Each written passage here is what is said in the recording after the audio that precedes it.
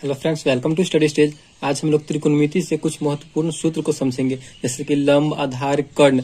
इन सब को लेकर के क्वेश्चन में यानी बोर्ड एग्जाम में क्वेश्चंस पूछे जाते हैं और सूत्र भी पूछे जाते हैं। तो बहुत ही सिंपल सा इसका एक स्टेप है, उस स्टेप को बस आपको समझना है और फिगर को समझना है। अगर आप फिगर समझ गए तो आपको त्रिकोणमिति के जितने भी सूत्र होते हैं उससे आपको प्रॉब्लम नहीं होगी। तो चलिए सबसे पहले हम एक राइट एंगल ट्रायंगल ले लेते हैं, यानी समकोण त्रिभुज ले लेते हैं और उससे समझते हैं।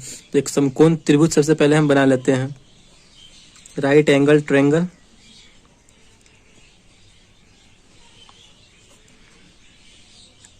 एक समकोण त्रिभुज हमने बना लिया, उसका हम लोग कुछ नाम दे देते हैं, जैसे कि ए, बी और सी।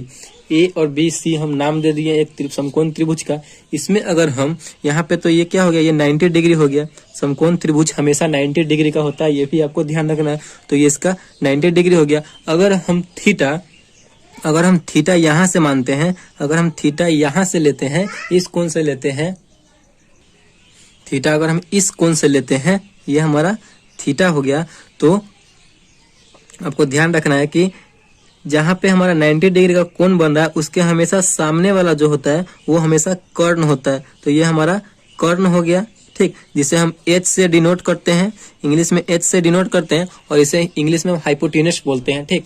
ये हमारा कर्ण हो गया। और थीटा जैसे हमारा ये हो गया, तो थीटा के सामने वाला हमेशा लंब होता है, ये ध्यान रखना है। तो इसके सामने वाला ये हो गया, तो ये हमारा क्या हो जाएगा, लंब हो जाएगा। और एक बच गया, वो हमारा आधार, तो ये हमारा आधार हो जाएगा, ठीक।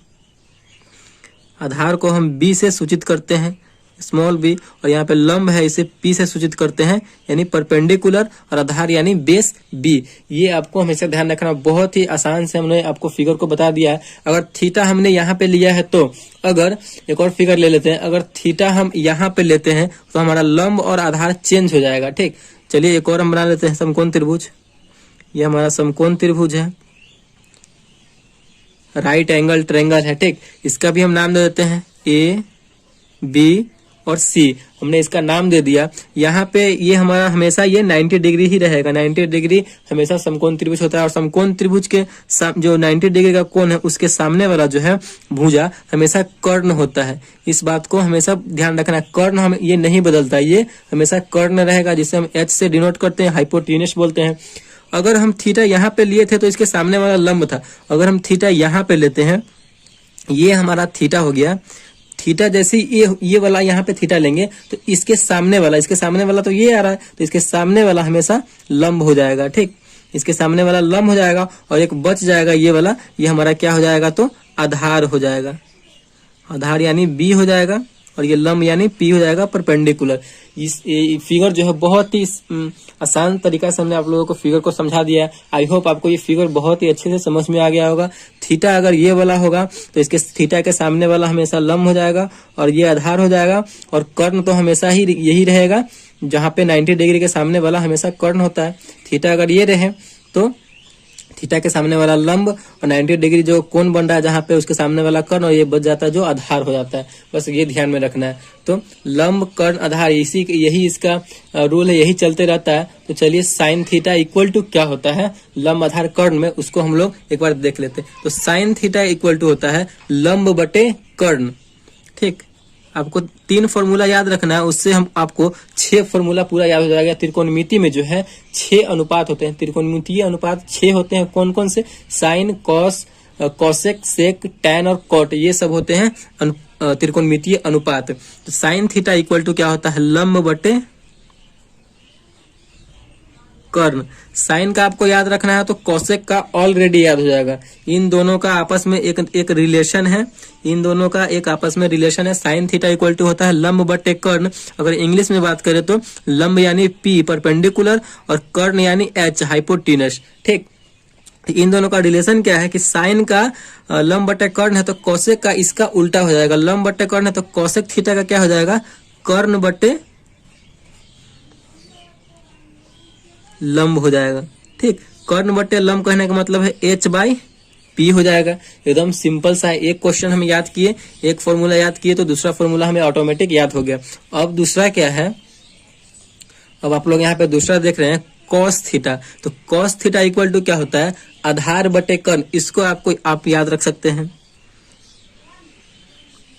cos थीटा इक्वल टू होता है आधार बटे कर्ण। तो आधार जो है, आधार को इंग्लिश में क्या बोलते हैं हम लोग, बेस बोलते हैं, यानी बी, और कर्ण हमारा क्या होता है, एच होता है, हाइपोटेनस। तो इंग्लिश में बी बाई एच हो जाएगा, आधार बटे कर्ण। अगर हम कॉस का याद कर लिए तो हमारा जो सेक है वो ऑटोमेटिक याद हो जाएगा, यानी कॉस जो होता है सेक का उल्टा होता है, या सेक जो होता है वो कॉस का उल्टा होता है। बस यही इसका फंडा है, यही चलता रहता है। तो सेक का क्या हो जाएगा, कर्ण बटे आधार, कॉस का उल्टा हो जाएगा सेक में, कर्ण बटे